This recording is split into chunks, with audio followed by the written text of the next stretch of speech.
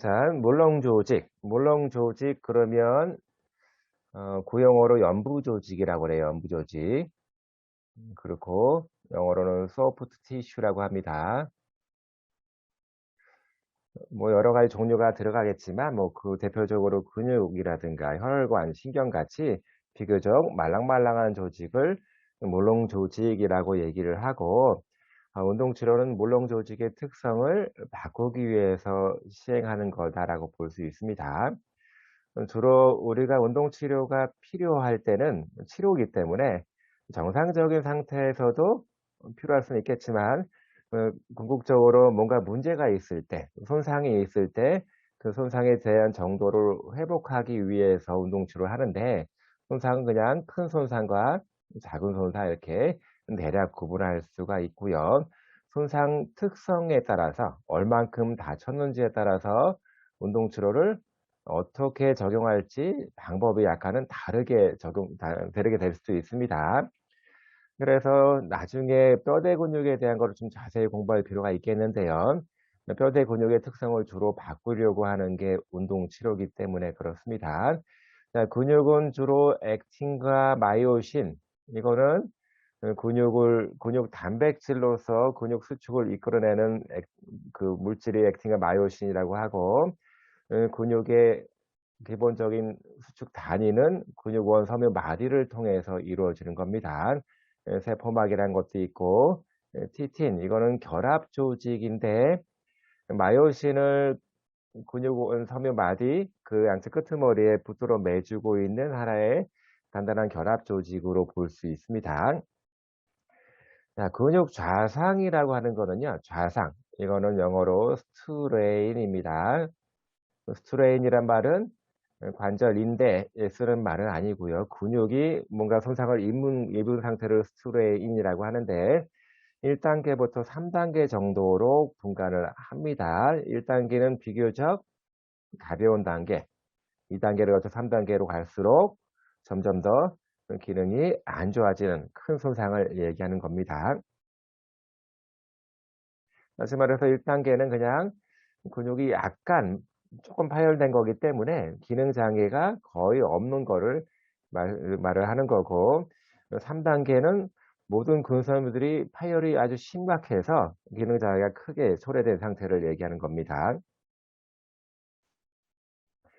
그다음에 힘줄입니다. 힘줄. 힘줄은 근육과 다르게 수축 능력은 없습니다. 근육 양쪽 끄트머리에 붙어 있으면서 근육이 바로 뼈대로 붙는 것이 아니라 힘줄을 통해서 뼈로 붙습니다. 그래서 근육이 수축하는 힘이 힘줄을 통해서 뼈로 전달이 되면서 우리 팔다리 지절이 움직이는 겁니다. 자, 힘줄은 근육 섬유로 이루어진 것이 아니라 아교질 또는 교원질, 콜라겐으로 구성이 되어 있습니다. 그래서 근육과 힘줄의 접합부를 통해서 붙어 있고 뼈대로 이어져 있는 거지요. 대부분 힘줄도 상해를 많이 입을 수가 있는데, 상당히 많은 경우에 편심성 과부하라고 하는 얘기는 근육이 힘을 주는데 늘어나는 상태입니다. 늘어나면서 힘을 주는 거. 우리가 근육에 힘을 주게 되면 무조건 짧아지고 하는 것이 아니라 늘어나면서 수축할 수도 있습니다. 그렇게 되게 되면 늘어나는 과정 중에 근육과 힘줄에 텐션이 많이 발생해서 힘줄이 부분적으로 손상을 입게 되는 경우가 있는데, 자, 일반적인 상황에서는 그 힘줄에 주어지는 손상은 크지 않습니다. 자그마한 손상들이 생길 수가 있고 상처가 작기 때문에 금방 회복이 되겠죠. 그렇지만 누적 손상이라고 하는 거는 작은 손상이 계속 반복이 되면요, 나중에는 원인을 알 수 없을 정도로 큰 상해가 초래될 수도 있는 거라서, 어쨌든 힘줄은 이렇게 이런 스트레스를 많이 받게 되는 거고요. 힘줄이든 인대든 피부든 이렇게 악교질, 콜라겐이 구성하고 있는데, 중요한 거는 콜라겐이 구성하고 있는 방향입니다. 힘줄은 상대적으로 한쪽 방향으로 이렇게 나열이 되어 있고, 인대도 유사하게 한쪽 방향, 종종 이렇게 섞여 있기도 하지만 한 방향으로 나열되어 있습니다. 이 얘기는 이렇게 잡아당겨지는 힘은 굉장히 강하게 버틸 수 있다는 뜻입니다. 반면에 피부는 콜라겐, 악교질의 섬유 방향이 랜덤하게 막 이렇게 되어 있습니다. 여기저기에서 오는 힘은 잘 견딜 수 있지만 상대적으로 큰 힘이 주어졌을 때 상처를 입기 쉬운 구조로 되어 있는 겁니다. 다시 말해서 피부는 가볍게 주어지는 스트레스는 잘 견딜 수 있지만 여러 방에 견딜 수 있지만 조금 스트레스가 크게 되면 피부는 금방 상처를 입고 까지게 되는 겁니다. 자, 인대의 정의는 뼈와 뼈 사이를 연결해서 관절의 안정성을 높이는 역할입니다. 다시 말해서 수동적인 안정성을 높이는 구조가 인대이고, 종종 관절 주머니는 관절이 이렇게 있으면 관절을 이렇게 둘러싸고 있는 하나의 콜라겐, 악교질 덩어리라고 볼 수 있는데, 인대가 관절 주머니를 감싸면서 안정성을 더욱 높여주는 거고요. 인대가 종종 늘어나거나 파열이 되고 그래서 큰 통증이라든가 기능 장애가 일어나는 경우가 많습니다. 근육 같은 경우는 좌상에서 스트레인이란 말을 썼고, 인대는 염좌에서, 이거는 이제 우리나라 말로 뼘이라고 한다. 관절이 삐었다, 발목이 삐었다 이런 얘기 많이 하죠. 스프레인이란 말을 씁니다. 그래서 마찬가지로 1단계는 비교적 가벼운 손상이고 3단계로 쭉 내려갈수록 좀 더 큰 손상이 일어나게 됩니다. 관절이 완전히 파열되면서 관절의 안정성이 두드러지게 깨져 버리는 건데, 네, 인대가 손상되는 경우는 의외로 상당히 많을 수가 있습니다. 자, 인대가 손상되고 회복되면서 아까 콜라겐이 방향이 되게 이제 한 방향 쪽으로 가야 되는데, 콜라겐이 이렇게 한 방향 쪽으로 가야 되는데 종종 회복이 되면서 유착이 생기는 경우도 있고요. 끊어져 있는 콜라겐이 다른 방향으로 이렇게 가면서 막 엉겨져서 인대가 잘 안 늘어나고 유연성이 많이 떨어지게 되는 그런 경우가 되게 많습니다. 그래서 이런 경우에 적절하게 스트레칭을 해 주고 운동 치료를 해 주는 것이 콜라겐이 악교질이 회복되면서 악교질의 방향성을 좋게 만드는 데 큰 도움이 됩니다. 네, 그렇다고 해서 회복되는 과정에서 너무 강한 강도로 운동 치료를 하게 되면 회복되고 있는 인대가 또다시 끊어지거나 파열되는 경우가 생길 수 있겠지요. 그래서 어 치료사들은 임상의 치료사들은 어느 정도로 운동 치료를 해야 될지를 잘 결정을 해서 인대가 잘 회복될 수 있도록 바람직한 방향으로 회복될 수 있도록 만들어 주는 것이 굉장히 중요하겠습니다. 자, 그리고 관절 주머니입니다. 자, 관절 주머니. 관절이 대개는 한쪽은 동그랗고 한쪽은 이렇게 오목하게 생겼거든요. 이거를 둘러싸고 있는 것이 관절 주머니인데, 관절 주머니도 이렇게 콜라겐, 악교질로 이루어져 있기 때문에 상대적으로 강하긴 하지만 비교적 더 강한 인대에 의해서 보강되고 있습니다. 이 관절 안쪽에는 그냥 아무것도 없이 빈 공간이 아니라 여기가 전부 다 액체로 채워져 있습니다. 윤활액이라고 하는 액체로 채워져 있는데, 그래서 이렇게 액체로 채워져 있는 관절을 윤활관절, 시노비얼 조인트 이렇게 얘기하고 있습니다. 모든 관절이 액체로 채워져 있지는 않습니다. 어떤 관절은 연골로 단단하게 결합되어 있는 관절도 있고, 어떤 관절은 뼈와 뼈끼리 딱 맞닿으면서 거의 움직이지 않는 관절들도 있습니다만, 윤활 관절이 굉장히 많고요. 대부분 윤활 관절이고, 윤활 관절의 특징상 움직임, 운동성이 굉장히 좋다라고 하는 특징이 있습니다. 자, 그리고 굉장히 중요한 개념인데, 관절 운동 치료에서 굉장히 중요한 개념입니다. 관절이 굳거나 잘 움직이지 않게 되는 경우는 정상적인 관절 운동이 일어나지 않아서 생기는 겁니다. 예를 들어서 어깨를 플렉션, 굽히고 익스텐션, 폄할 때 이 관절 범위가 제대로 잘 작동되기 위해서는 관절 안에서 깨작깨작 작은 범위의 움직임이 일어나야지만 됩니다. 다시 말해서 이 관절 운동이 일어나지 않으면 반대로 플렉션, 익스텐션, abduction, 어덕션, 로테이션 같이 팔다리 움직임이 잘 일어나지 않고 제한되게 됩니다. 관절 운동을 정상적으로 만들어 주는 것도 굉장히 중요한 운동 치료 중에 하나입니다. 자, 그래서 관절 주머니는 이렇게 악교질, 이게 그 섬유층이 많이 발달되어 있어서 여러 방향에서 주어지는 스트레스에 비교적 잘 견딥니다. 그래서 또 안정성을 더 도와주기 위해서 인대들이 대부분 관절 주머니에 같이 붙어 있게 되는 거지요. 자, 그런데 너무 한 자세로 오래 있으면 관절 주머니가 팽팽해지고 쭈글쭈글해지면서 이후에 움직임이 일어나기가 어렵습니다. 관절의 건강을 유지하기 위해서는 이 안쪽에 있는 활액, 액체들이 잘 움직여야 되는데 한 자세로 오래 있다 보면 액체의 유동성이 떨어지면서 관절이 뻣뻣해져서 움직이기가 어려워지는 겁니다.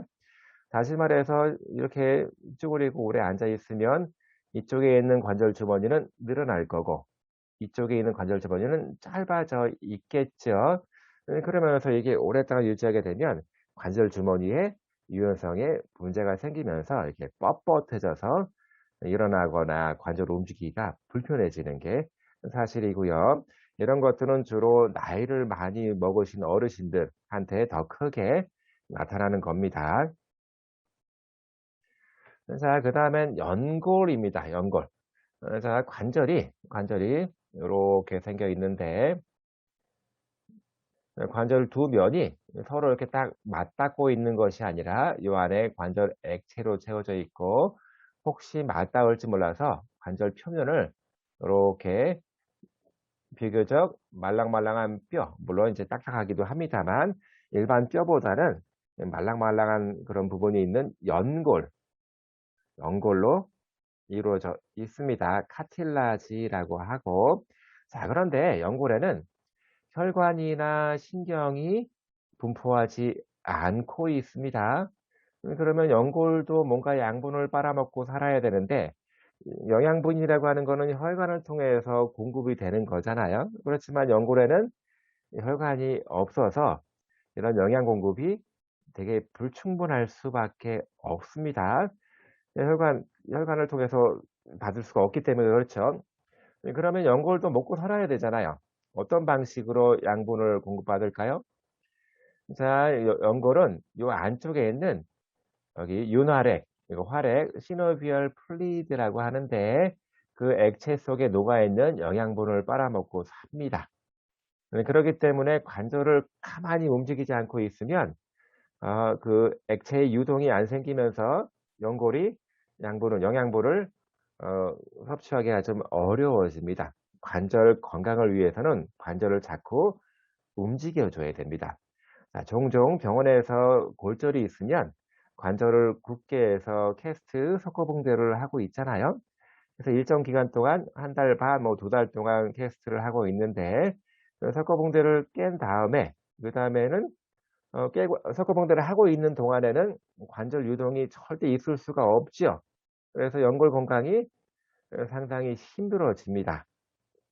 되게 어려워질 수밖에 없는데 특히 인제 어르신들 같은 경우 이렇게 기부스 캐스트 오래 하고 난 다음에 캐스트를 깨고 관절을 움직이려고 하면 관절이 굳어 있기도 하고 연골이 굉장히 파손되어 있는 경우도 있습니다. 그래서 특히 이렇게 오랫동안 관절을 고정해 놓고 있는 사람들한테 관절염이 더 많이 오고 관절염이 자주 옵니다. 예. 연골이 영양분을 어 윤활액으로부터 많이 받지를 못해서 그렇습니다. 자꾸 관절을 움직여야지만 영양 물질이 연골로 확산되면서 양분이 들어가는 겁니다. 자, 또 신경도 분포되어 있지 않습니다. 우리가 관절염 때문에 무릎이 아프다 그러면 연골 때문에 아픈 게 아닙니다. 자, 연골에는 신경이 없지만 연골 아래쪽에 이런 부분은 신경이 굉장히 많이 분포하고 있거든요. 관절염 때문에 아픈 거는 연골이 까지면서 요렇게 신경이 드러났기 때문에 아픈 겁니다. 자, 이거를 반대로 생각해 보면 연골에는 혈관이 없고 신경도 없어요. 그러면 연골이 망가지면 혈관이 분포하고 있지 않기 때문에 연골이 회복되는 게 가능할까요? 혈관을 통해서 치유 물질이 많이 들어와서 회복이 돼야 되는데 그렇지 못하기 때문에 연골은 한 번 망가지면 복구시키는 게 상당히 어렵더라 이겁니다. 그 망가지지 않게 유지하는 게 관절염이 안 생기게 유지하는 게 상당히 중요한 거고요. 또 섬유성 연골에서 특히 디스크 또는 무릎에 있는 반달 연골, 메니스커스 그리고 어깨 쪽에 관절 공간을 좀 넓혀주기 위해서 테두리를 두르고 있으면서 구조를 좀 안정적으로 잡아주는 그런 구조가 이제 레이브럼에서 글레놀 레이브럼이라고 하는데 어쨌든 테두리 이런 것들은 섬유성 연골이라고 이렇게 얘기를 하고 있습니다. 자, 물렁 조직이 뭔가 안 좋아졌어요. 상해가 있어요. 손상이 있어요. 급성기에는 막 아프고 붓고 하겠죠. 그런 경우를 우리는 염증 반응이라고 합니다. 예, 통증이 있고 부어 있는 거 또는 발적이라고 하는 불그스름하게 되어 있는 겁니다. 피부 색깔이 열이 나면서 부으면서 불그스름해지고 또 만져보면 다른 데보다 지근지근 열감이 생깁니다. 이런 경우에는 염증 반응을 억제를 하는 게 굉장히 중요하겠죠. 물론 약물 치료도 할 수 있고 또 그래서 비교적 적극적이지 않은 방법으로 운동 치료를 할 수밖에 없습니다. 가용한 범위 내에서 수동적으로 ROM 운동, 관절 운동 범위를 왔다 갔다 해주는 것 또는 아주 낮은 강도로 관절 가동술이라고 했는데 관절을 살짝 흔들어 주는 겁니다. 무리가 안 되게 살살 관절을 이렇게 막 흔들어 주는 거예요. 그러면 통증 반응을 좀 줄일 수 있는 효과가 있더라라고 이렇게 얘기를 많이 하고 있고 또 등척성 수축, 등척성이라고 하는 얘기는 관절을 움직이지 않고 힘주는 거지요. 요렇게 적극적인 물리치료, 운동치료보다는 좀 수동적으로 해서 약간은 낮은 강도로 운동치료를 하는 게 좋겠다라고 하는 거고 야급성기는 시간이 좀 지나서 염증 상태가 떨어지고 통증이 줄어드는 상태예요. 여기서는 불편하지 않은 범위에서 능동 운동을 시행하는 겁니다. 자는 주의사항이 있어요. 아프지 않아야 돼요. 모든 거는 불편하지 않게 해야 되는데 운동을 하다 보면 그 불편한 정도로 살짝 넘어갈 수 있거든요. 아마 여러분들도 종종 경험을 해 봤을 겁니다. 운동을 하다 보니까 하고 나서 좀 불편해요. 그러면 운동을 잘못한 거죠. 그래서 그러면 어느 정도 불편한 거를 감수할 수 있는지를 보니까 대략 2시간 이상 동안 약간 어리우리하고 불편해요 좀. 그러면 운동을 너무 세게 한 거예요. 아직까지 염증이 100% 회복되지 않은 단계라고 생각하기 때문에 운동을 강하게 하면 또 오히려 그 안 좋은 것이 더 도지면서 상해가 또 재발될 수가 있거든요. 그래서 조정을 해야 됩니다. 불편하지 않게 꼭 해야 된다라고 하는 거. 만성기로 갈수록 모든 걸 다 할 수 있습니다. 이미 이제 뭐 염증 반응은 거의 없다라고 보여지고 대신에 상처 조직, 근육이든 힘줄이든 또는 뭐 인대든 간에 상처 조직이 좋아지면서 성숙되고 리모델링 되는 시기예요.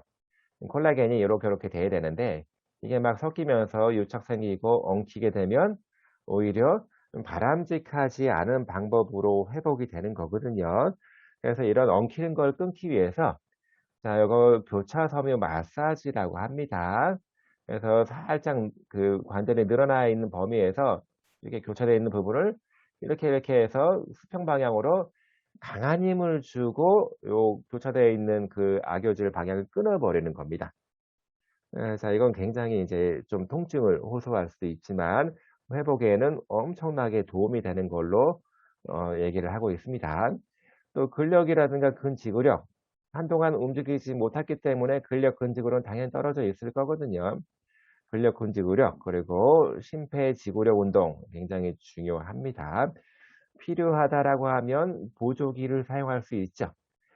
인대가 충분히 회복이 안 되고 관절이 또는 근력이 많이 떨어져 있으면 보조기를 통해서 그거를 뒷받침 받아야 되겠죠. 또 마찬가지입니다. 2시간 이상 운동한 이후에 2시간 이상 불편감이 있으면 어 강도가 센 겁니다. 운동을 좀 줄여야 되고 스트레칭을 좀 약하게 해야 되고 조정할 필요가 있습니다. 자, 그래서 이제 급성기, 악업성기, 만성기 등 사실은 뭐 여기 숫자 뭐 며칠만이다 이건 그닥 중요한 내용은 아니고요. 어쨌든 특징적으로 알아야 될 거는 급성기는 염증 반응이 우세하다. 염증 반응은 빨개지는 거 또는 지근재근 열이 나는 거, 아픈 거, 부어 있는 것 등등이고요. 그렇기 때문에 염증 반응이 더 도지지 않도록 급성기 때는 보호 기간이 필요합니다. 관절을 또는 인대가 다쳤는데 관절을 막 움직이면 안 되겠죠. 해서 스플린트라든가 테이핑, 뭐 또 캐스트 통해서 안정적으로 쉴 수 있게 만들어 주는 거고요.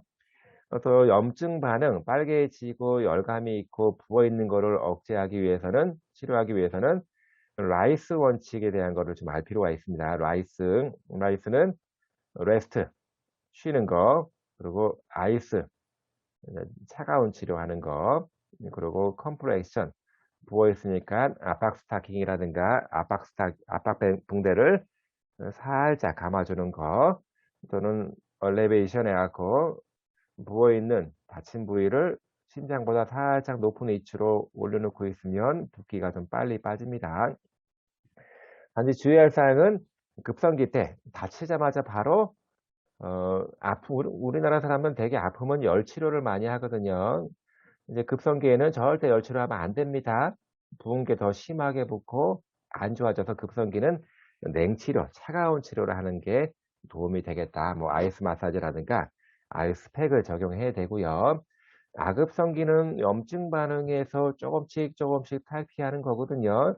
그래서 아직까지 염증이 완전하게 회복된 게 아니다라고 보기 때문에 매우 조심해서 움직여야 됩니다. 이거를 다른 말로 조절된 움직임, 스트레칭도 아무렇게나 막 하는 것이 아니라 선별적으로 불편하지 않은 범위 내에서만 해야 되는 거고요. 만성기가 되면 웬만큼 다 회복된 거라고 보고 단지 우리가 생각해야 될 거는 조직이 회복되면서 보다 바람직한 방향으로 성숙되고 리모델링 될 수 있도록 만들어 주는 것이요. 그래서 점진적으로 스트레칭, 근력 강화 운동, 유산소 운동 등등 모든 걸 다 할 수 있습니다. 자, 이거는 참고적으로 알았으면 좋겠습니다. 참고적으로 뭐 중요한 내용은 아니고요. 누적 손상 증후군이라는 게 있습니다. 커뮬레이티브 트라우마 디스오더라고 하는데 그냥 말 그대로 작은 손상이 조금씩 축적이 되고 누적이 되면 나중에는 큰 기능 장애를 일으킬 수도 있겠다라고 하는 겁니다. 너무나 작은 손상이기 때문에 별로 티도 안 나고 금방 회복이 돼요. 그렇지만 적절한 치료를 하지 않게 되면 그 회복되는 정도가 바람직하지 않은 방향으로 회복될 수 있습니다. 그래서 항상 운동 치료를 생활화해야 되는 게 우리는 알게 모르게 이렇게 작은 손상들을 많이 입거든요. 그러니까 뭐 운동을 하게 되면 뭐 농구라든가 뭐 축구라든가 달리기를 하게 되면 부분적으로 조금 근육이 쪼금이라도 근육 섬유들이 한두 개라도 끊어지고 회복되고 하는 과정이 많이 생깁니다. 그런 것들은 너무 작은 손상이기 때문에 티도 안 나고 금방 회복돼서 우리 잘 몰라요. 그렇지만 많이 쓰게 되면 과사용을 하게 되면 나중에는 이게 누적 손상이 되면서 우리한테 굉장히 큰 문제까지도 유발할 수 있겠다라고 하는 겁니다. 그래서 운동 치료를 생활화하고 스트레칭하고 하는 것들을 ROM 운동하는 것들을 굉장히 자주 해야 된다는 것이죠. 그래서 우리가 또 하나 중점적으로 봐야 될 거는 관절염입니다. 관절염. 관절염에 대한 거는 관절에 염증이 생기면서 통증과 불편감이 생기는 건데 크게 두 가지가 있습니다. 퇴행성 관절염, 류마티스 관절염이 있는데 이거를 좀 비교해서 잘 아는 거는 중요할 것 같아요.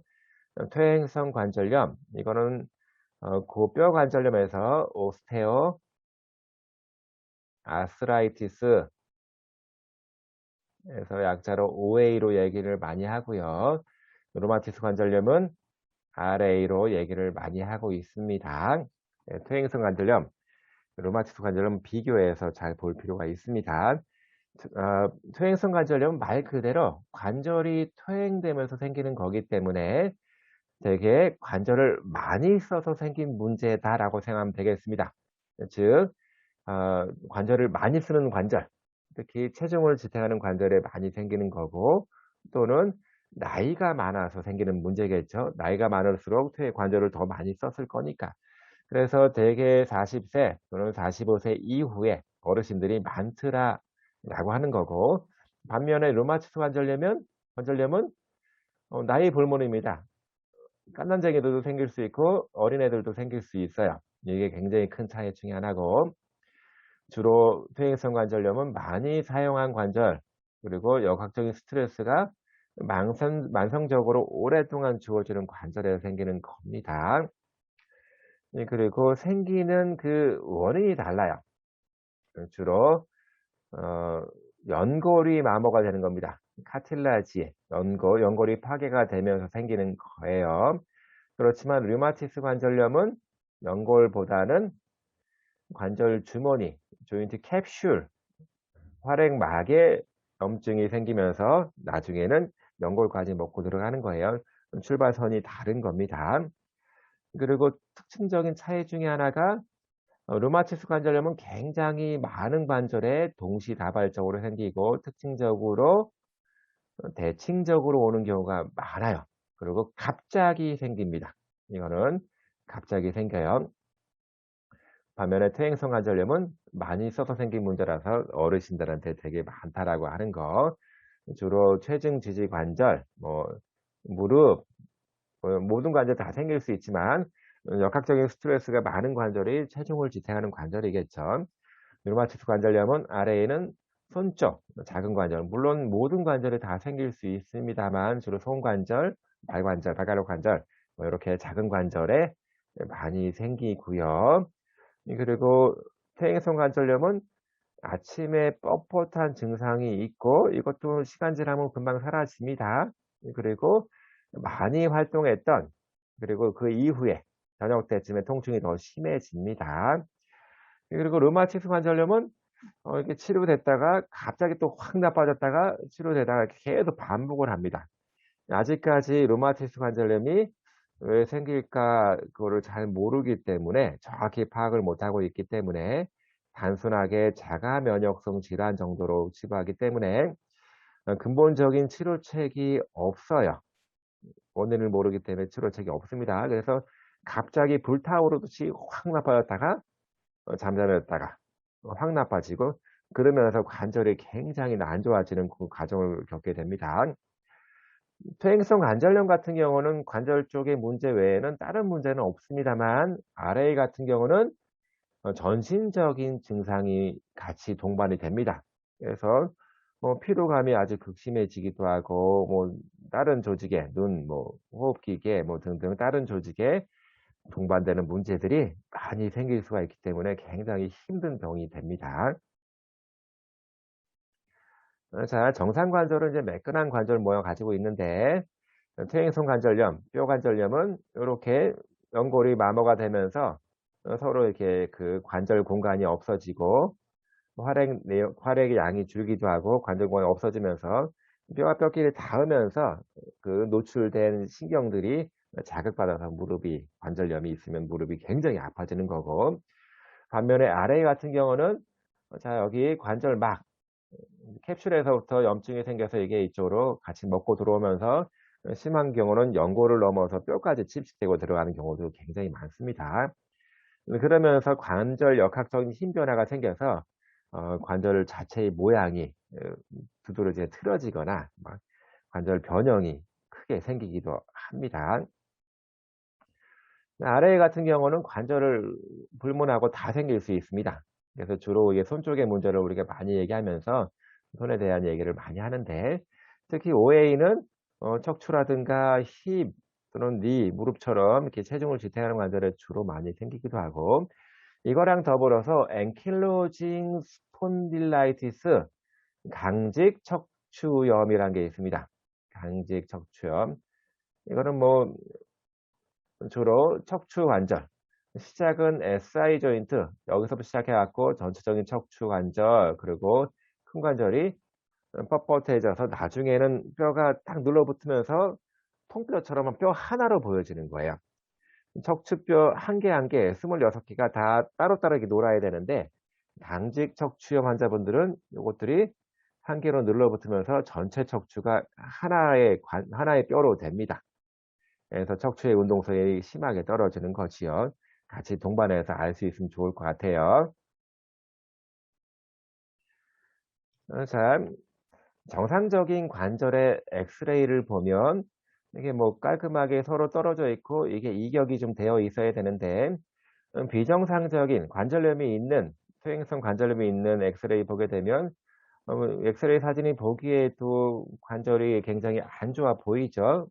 이제 막 잡티가 많은 것처럼 보이고 관절 공간이 이렇게 없어지면서 관절면이 이렇게 희끄무리하게 변합니다.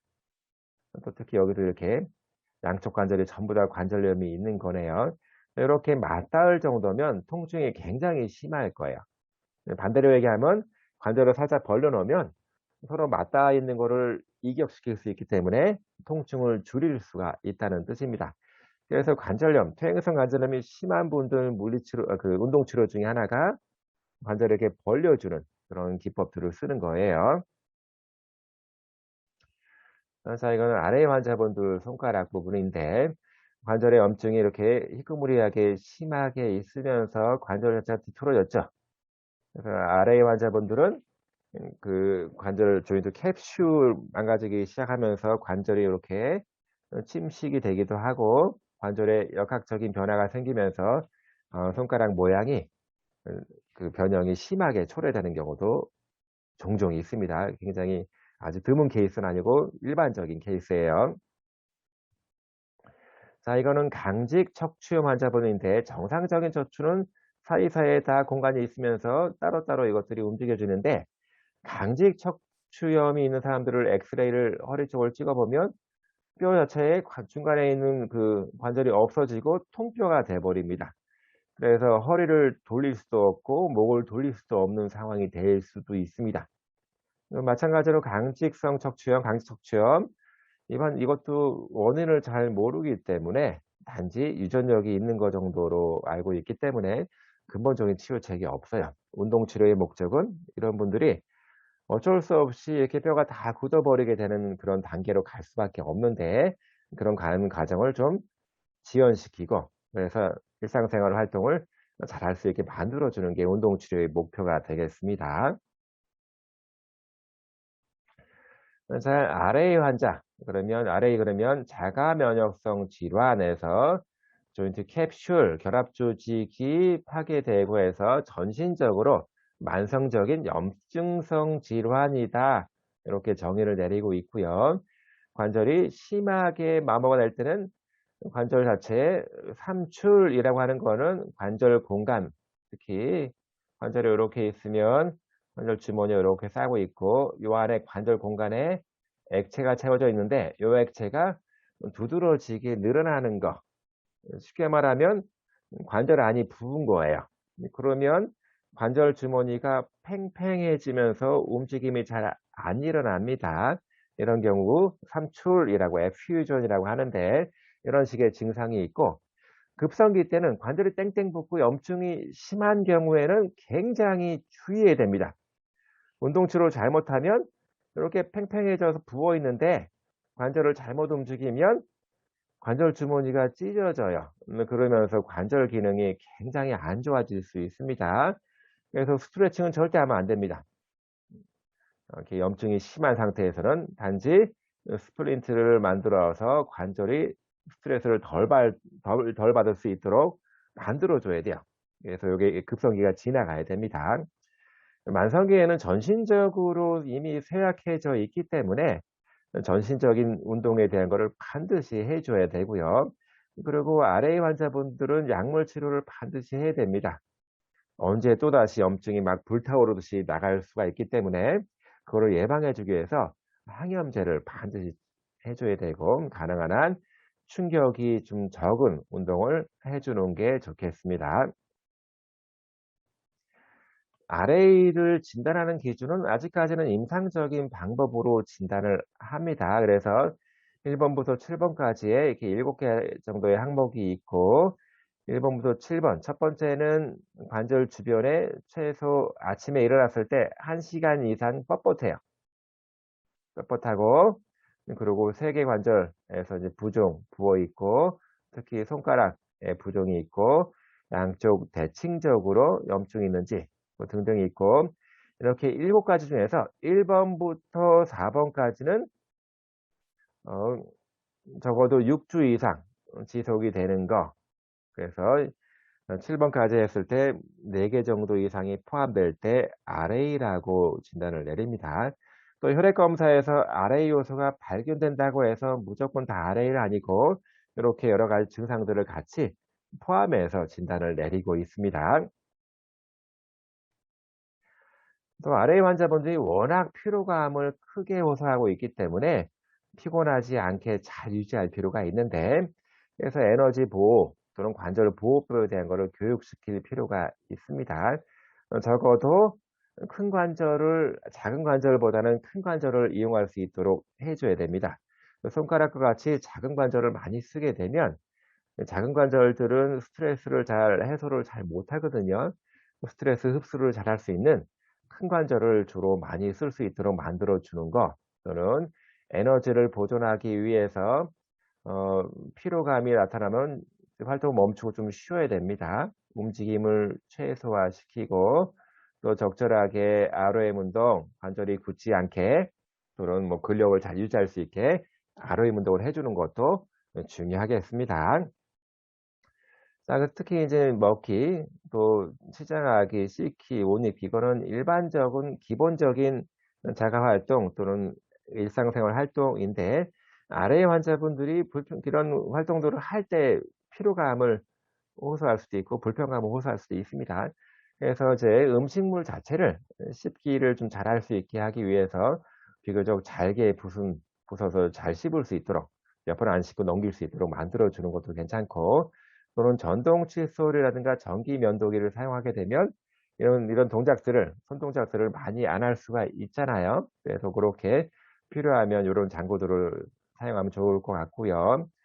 또 전체적으로 동선을 좀 줄일 수 있게 하기 위해서 필요한 물품을 한 군데 모아 놓으면 이거를 가지러 저기로 가고 요거 가지러 저기로 가고 이렇게 할 필요가 없겠죠. 또 목욕 의자 같은 거 사용하게 되면 씻기가 좀 수월하겠죠.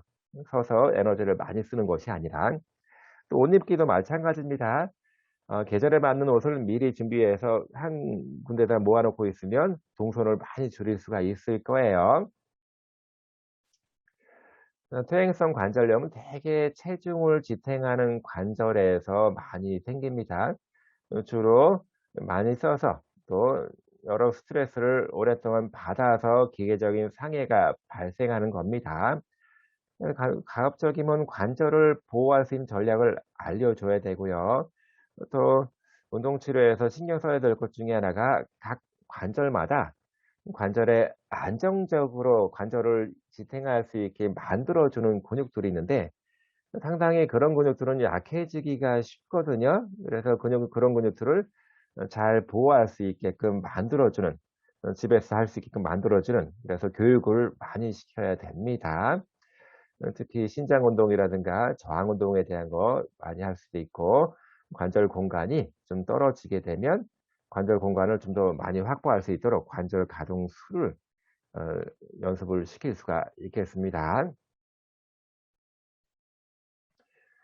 자 그리고 종종 골절 환자분들을 많이 볼 수가 있겠는데 골절이 있고 난 다음에는 뼈를 부러진 뼈를 붙이기 위해서 석고봉대를 하고 그러면 구들이 한 달이고 두 달이고 고정해 놓고 있어야 되기 때문에 고정에 의한 관절이 굳거나 아니면 근육이 약해지거나 짧아지는 등 그런 여러 가지 문제들이 동반될 수 있거든요. 그런 경우에 운동 치료가 꼭 필요합니다.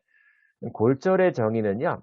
뼈가 연속되어 있는 거, 뼈의 연속성에 손상이 있는 거를 우리는 골절이라고 얘기를 합니다. 자 그래서 인제 우리가 엑스레이를 가지고 골절을 판단하는데 엑스레이를 뭐 따로 배운 적이 없어도 뼈가 연속되어 있지 않은 부분을 찾으면 아 여기가 골절이 있구나 알 수 있습니다. 대개 골절이 요렇게 옆으로 부러진 경우 또 세로로 부러진 경우 비스듬히 부러진 경우 이런 형태에 따라서 횡골절, 선형골절, 비스듬골절 요렇게 얘기하기도 하고요. 또 부러진 다음에 어긋나 있는 거예요. 이거를 어긋나 있는 거를 편위라고 합니다. 그 자리에 딱 있는 경우도 있고 이게 어긋나서 따로 놀고 있는 경우도 있고요. 아니면 비스듬한 것처럼 보이지만 요렇게 나선으로 꼬이면서 테두리가 이게 부러져 있는 경우도 있고 또는 한쪽은 괜찮은데 반대편 말고 딱 금이 가서 부러져 있는 경우도 있고요. 또는 이렇게 조각조각 나고 이제 분쇄 골절이 되어 있는 경우도 있습니다. 요렇게 이제 골절의 상태를 요렇게 그 부러져 있는 그런 형태를 가지고 종류별로 구분할 수가 있겠습니다. 아 골절이 있으면 만일에 이제 다행스럽게 뼈가 어긋나지 않고 그대로 붙어 있으면 그 뼈의 배열을 보고 바로 석고공대를 하겠지만 어긋나 있으면 뼈의 배열을 맞춰서 석고공대를 하겠죠. 뼈의 배열을 맞추는 거를 정복, 리덕션이라고 합니다. 그래서 정복이 되면 통증도 좀 덜하거든요.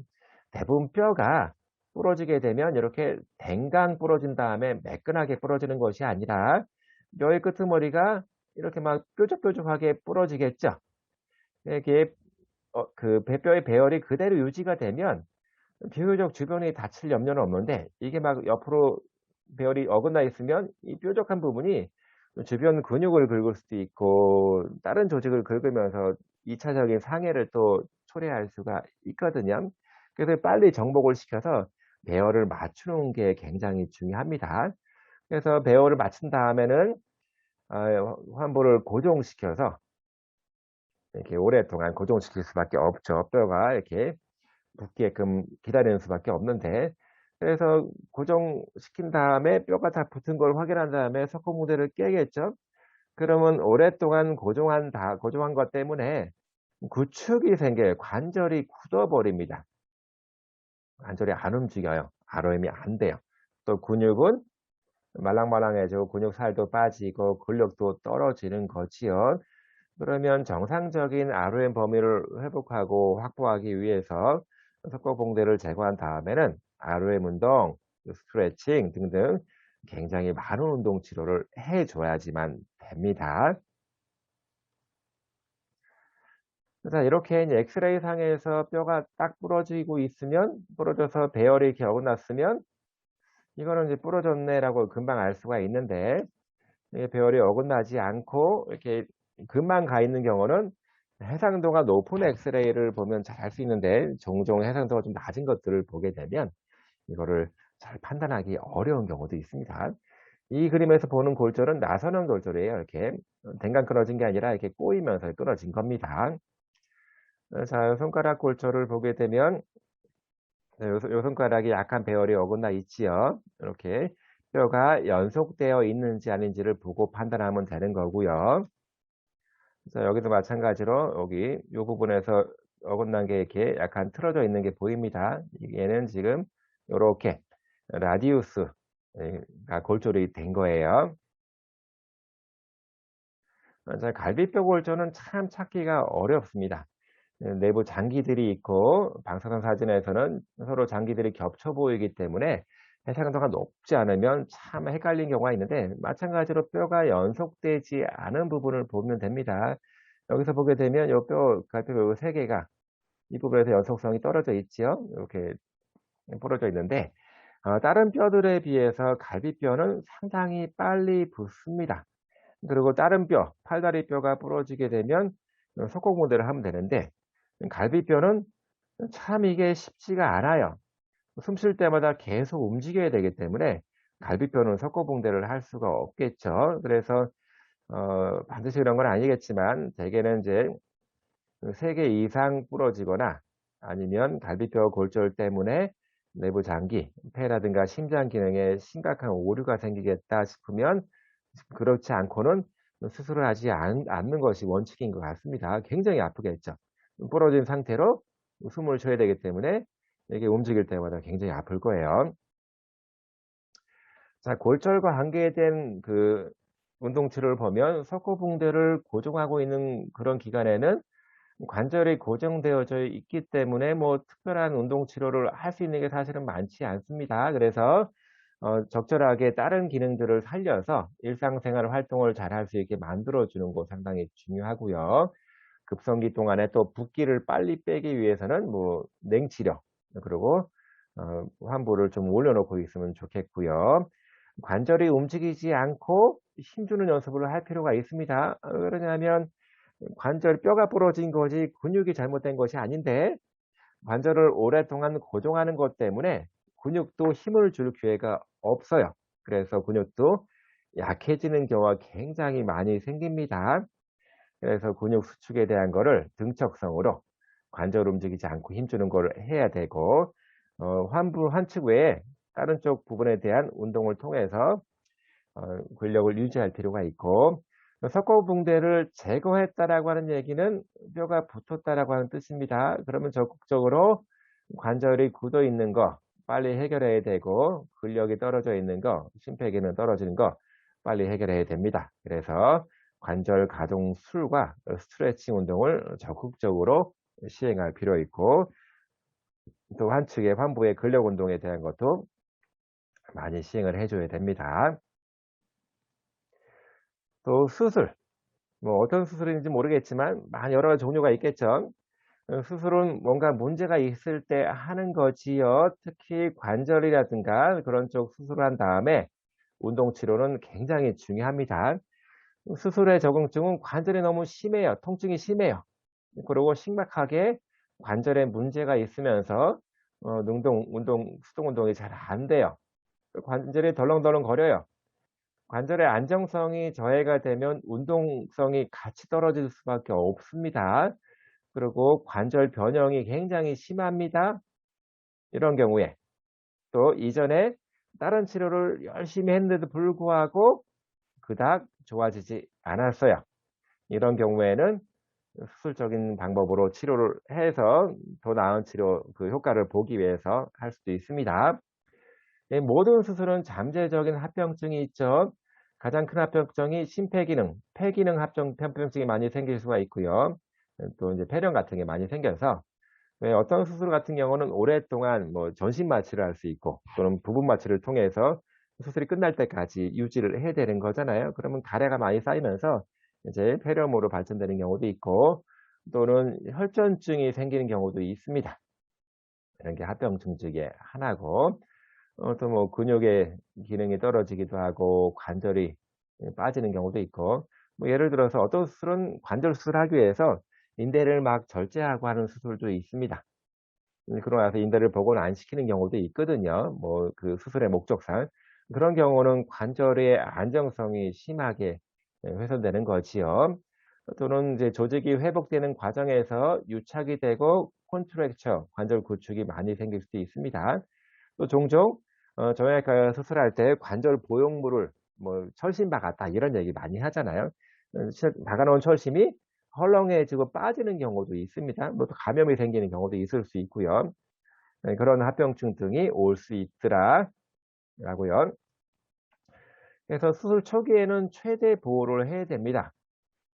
운동 치료를 하다가 잘못되는 경우도 더러 있거든요. 그러면 안 되기 때문에 가능한 한 최대 보호 시기에서는 환자분이 직접적으로 불편해하는 거, 환부를 건드리지 않고 다른 쪽 치료를 하는 거를 좀 신경 써야 되겠죠. 그래서 통증 치료라든가 또는 냉치료 통해서 많이 부어 있다라고 하면 붓기를 빼주는 거, 또는 지속 수동 운동이라고 해서 관절을 한 10 분, 20분 동안에 계속 일정한 범위 내에서 천천히 패시브 수동적으로 운동을 시키는 거예요. 치료사가 10 분에 20분 운동시키기가 어려우니까 장비를 걸어 둡니다. 그러면 그 장비는 정해진 각도, 뭐 정해진 속도, 정해진 시간 안에서 계속 구부렸다가 폈다가 운동을 시켜 주는 겁니다. 그리고 중간 보호 시기를 떠나서 이제 최소 보호 시기로 가게 되면 굉장히 많은 것들을 할 수 있습니다.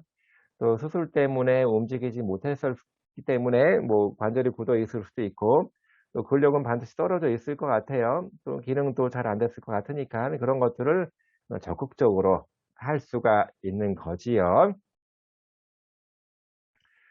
자, 운동 치료와 함께 할 수 있는 여러 가지 방법들. 그래서 일단은 물리적인 인자 치료에서 뭐 전기 치료든 뭐 기타 등등 다른 치료들을 같이 하면 좋을 것들도 있습니다. 되게 뭐 수술적인 거 아니면 뭐 심하게 다친 뭐 급성기가 아니면 열찜질을 할 수가 있는데, 관절이 굳어 있을 때 열 치료를 한 다음에 관절을 풀어주는 운동을 하게 되면 훨씬 더 효과적입니다. 그래서 단파 투열 치료도 열 치료의 일종이고요. 파라핀 욕도 마찬가지로 열 치료의 일종입니다. 냉치료 같은 경우는 급성기 운동 치료에 도움이 됩니다. 그래서 급성기는 막 부어 있고 염증 상태가 도져 있는 상태이기 때문에 냉치료를 통해서 뭐 그거를 좀 염증 상태를 가라앉힐 수도 있고, 또는 운동한 다음에 불편감을 호소할 수 있거든요. 그런 경우에는 냉치료가 적절할 수 있습니다. 냉찜질도 나을 수 있습니다. 운동한 이후에 어 운동한 부위가 아프다, 뭐 불편하다, 냉찜질을 하게 되면 통증이 있는 거를 좀 가릴 수가 있고요. 수치료 같은 경우 월풀도 할 수 있고, 대조욕이라고 하는 거는 차가운 물과 뜨거운 물을 1 분, 2 분마다 한 번씩 번갈아서 들락날락 하는 거예요.